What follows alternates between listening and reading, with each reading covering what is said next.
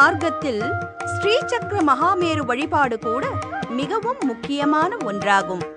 ஸ்ரீ காமாட்சி அன்னையின் முன்னே ஸ்ரீ சக்கர மகாமேரு உள்ளது என்பதும் கூட சிறப்பம்சம் ஆகும்.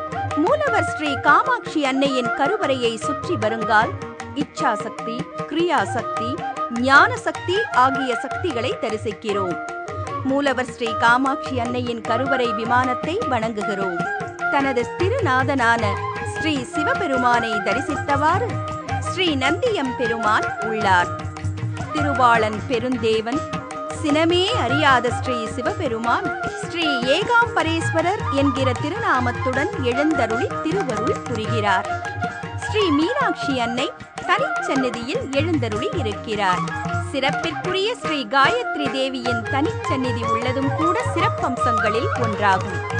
உற்சவர் அன்னைக்கும் தனிச்சந்நிதி உள்ளது. ஸ்ரீ ஆறுமுகப் பெருமானின் சுதை சிற்பமும் உள்ளது. ஸ்ரீ நவக்கிரகங்கள் சந்நிதியும் உள்ளது. திருவிழாக்களை நடத்துவதற்காக வசந்த மண்டபம் உள்ளது.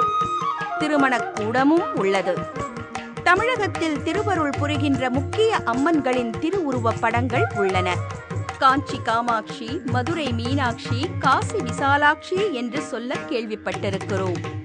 விஸ்வகர்மா சமூகத்தினரின் பாரம்பரிய தெய்வமான காஞ்சி ஸ்ரீ காமாட்சி அம்மன் இந்த திருக்கோவிலில் மூலவராக திருவருள் புரிகிறார்.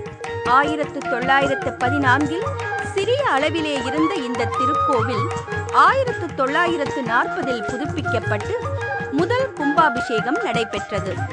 இதுவரை 4 கும்பாபிஷேகங்கள் நடந்துள்ளன.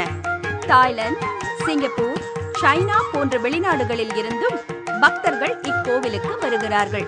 தைப்பொங்கல், மகா சிவராத்திரி, சித்திரை வருடப்பிறப்பு, ஆடிப்பூரம், திருக்கார்த்திகை மற்றும் 9 நாட்கள் சாரதா நவராத்திரி, மேலும் ஆவணி அவிட்டம் ஆகியவைகளும் இந்த திருக்கோவிலில் சிறப்பாக கொண்டாடப்படுகின்றன.